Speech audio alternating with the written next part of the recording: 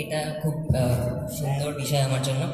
And এই লকডাউনে আমি অনেক এখানে ক্রিয়েটার আছে যাদেরকে দেখে আমি ইন্সপায়ার্ড হয়ে ভিডিও বানানো শুরু করেছিলাম।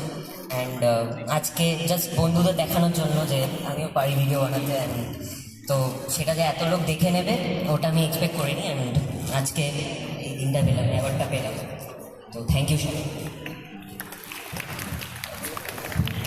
Thank you.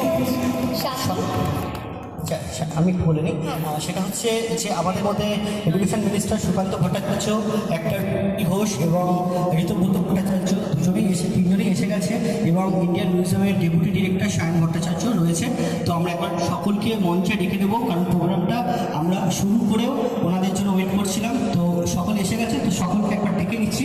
আমরা একটা টিজার লঞ্চ করবো, আমাদের নিশান ভাই লঞ্চ করছে, তো তারপরে আবার আমরা অ্যাওয়ার্ড শোতে ফিরে যাবো, আর এরপরে একটা পারফরমেন্স আছে ক্লাসিক একটা পরে। হ্যাঁ, থ্যাংক ইউ।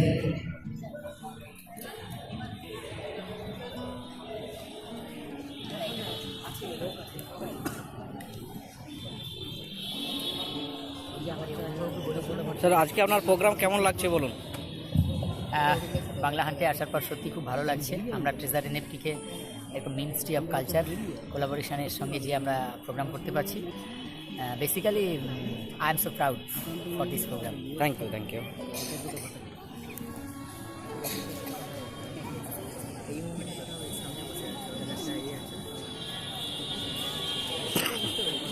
আমিও খুব গর্বিত আজকে এমন একটা জায়গায় যেখানে ভারতের স্থাপত্যবিদ্যার যে জায়গাটা রয়েছে, আমরা জাদুঘর বলি, এই জাদুঘর ইন্ডিয়ান মিউজিয়াম, তার ভিতরে আপনারা দেখতে পাচ্ছেন পুরো ছবিটা, যেখানে আমাদের আজকে ট্রেজার এনএফটির একটা উন্মোচন হলো।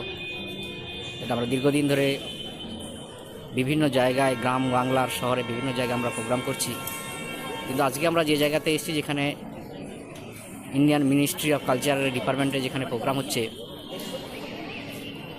সেই মঞ্চে আমরা ট্রেজার এনএফটি সম্পর্কে একটা ধারণা দিয়েছি। আমাদের সময় ছিল মাত্র 10 মিনিট।